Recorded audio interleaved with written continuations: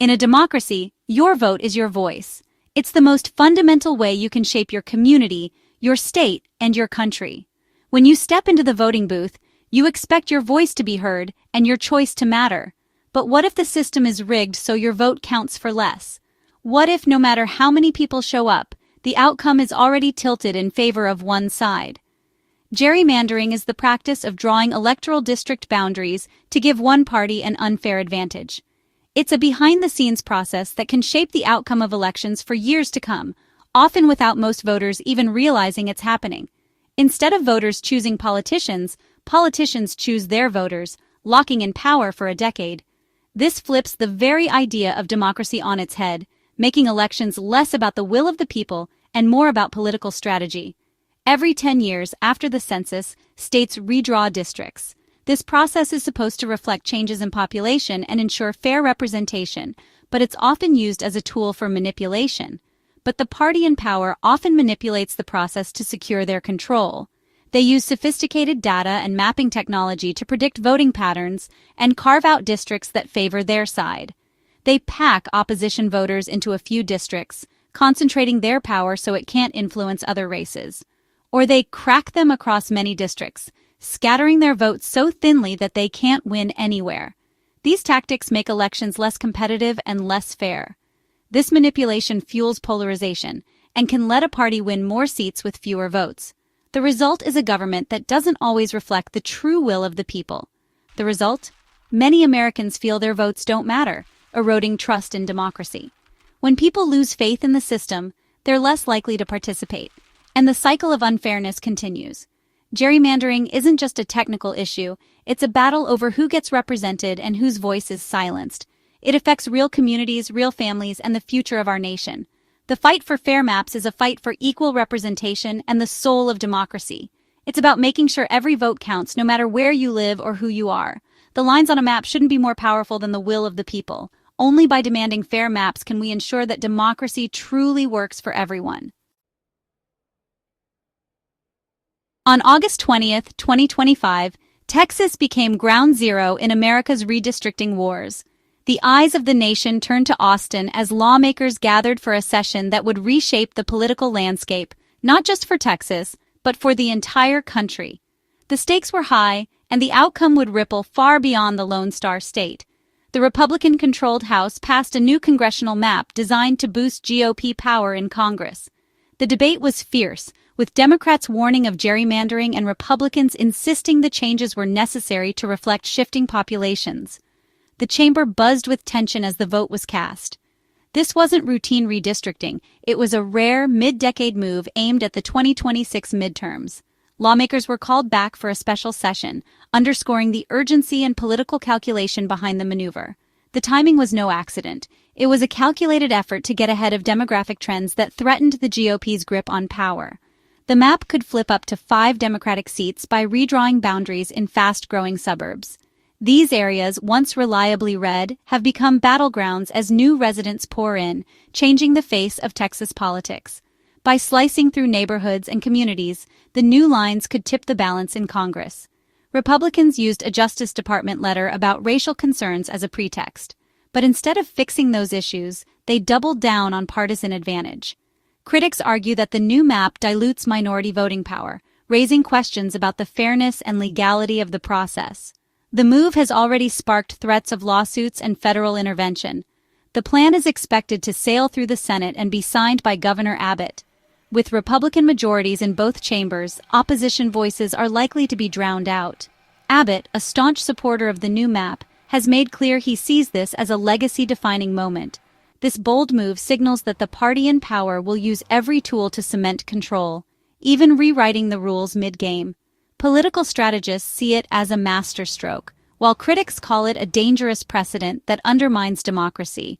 The backroom deals and strategic calculations are as much a part of the story as the maps themselves. For Texas Republicans, it's a strategy to counter demographic change and secure dominance. They argue that the new map simply reflects the will of the voters, but opponents see it as a desperate attempt to hold on to power in a rapidly changing state. For Democrats and voting rights advocates, it's a direct assault on fair representation.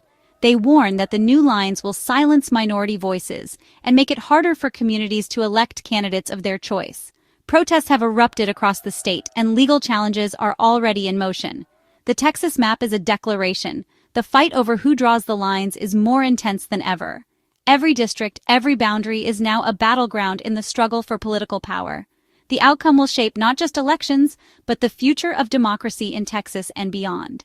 The battle for power is now being waged on the map itself, with every line drawn carrying the weight of history and the promise, or peril, of what comes next.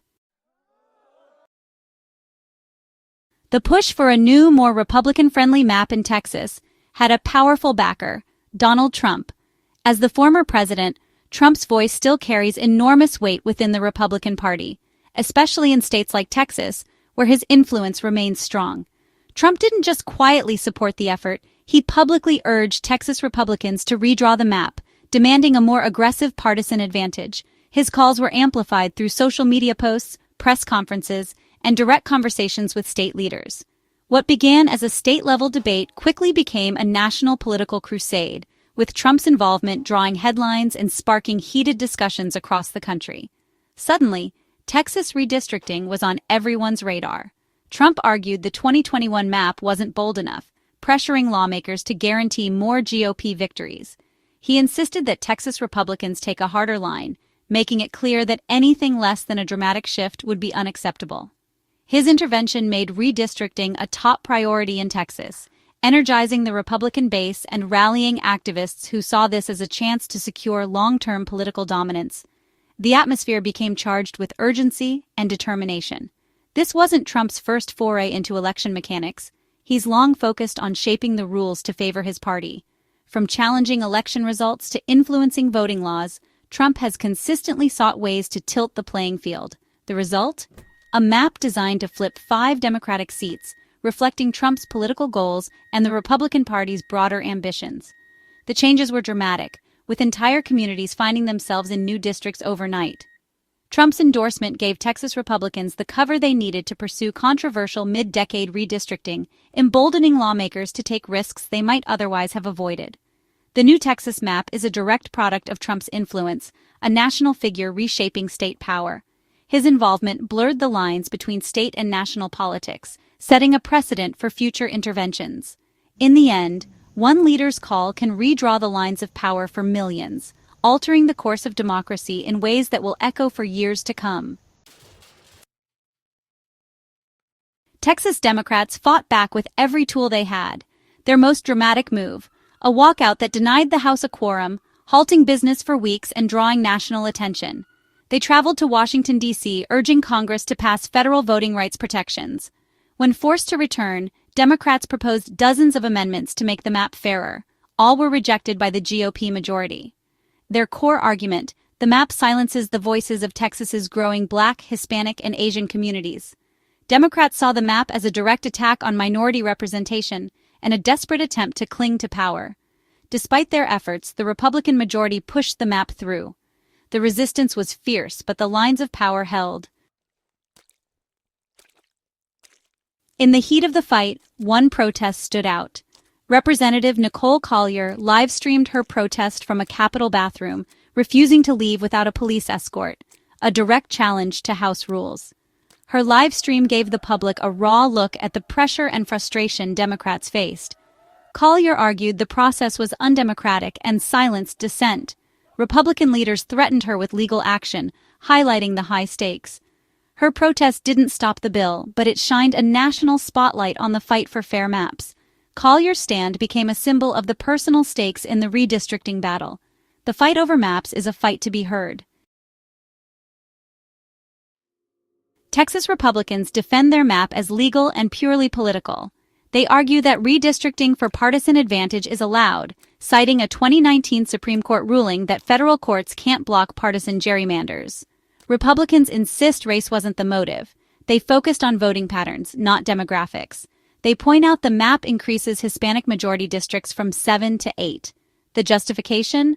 A Justice Department letter raised legal concerns about the old map, prompting this revision. Republicans say they're simply updating the map based on new data and political realities. They claim Democrats do the same when in power, calling the outrage hypocritical. For the GOP, the new map is a legitimate tool to win elections and advance their agenda. They see it as politics as usual, not a subversion of democracy. For Republicans, drawing the lines is just part of the game. Democrats see the new map as a violation of the Voting Rights Act and the Constitution. They argue it intentionally weakens the power of Black and Hispanic Texans through cracking and packing. While Republicans tout one more Hispanic majority district, Democrats say the map dismantles others where minority coalitions had real influence. With 95% of Texas's population growth coming from people of color, Democrats say the map locks these communities out of power. They call it modern voter suppression, keeping control despite demographic change. Lawsuits are already being prepared, aiming to block the map as illegal racial gerrymandering. The courts will decide if the map crosses the line. The legal battle will test the strength of the Voting Rights Act. The fight for fair representation is far from over. Texas's aggressive move triggered a national redistricting arms race. In California, Governor Newsom threatened a retaliatory map to flip GOP seats if Texas's plan goes forward. This tit-for-tat approach marks a new phase, states using gerrymandering as a weapon. Other Republican-led states are now considering their own mid-decade redraws, escalating the conflict. The battle is no longer local. It's about control of the U.S. House. Both parties are openly using maps to maximize power, pushing fair representation aside. The rhetoric is heated and the stakes are national. The result, voters become pawns in a high-stakes power struggle. The redistricting arms race threatens to deepen polarization and erode trust in elections. The fight over maps is now a fight for the future of democracy itself. The Texas redistricting fight is about more than a few seats. It's about the future of American democracy. When maps predetermine election outcomes, the link between voters and representatives breaks. The party that controls the House sets the national agenda, affecting every American. Gerrymandered maps turn elections into contests of map drawing, not ideas. The Texas battle exposes deep partisan divides and a system under strain. With both sides escalating tactics, public trust in democracy is at risk. Court challenges and calls for independent redistricting commissions are growing. The outcome in Texas could reshape the political landscape for years. Without fair maps, the power of the vote and democracy itself is on the line.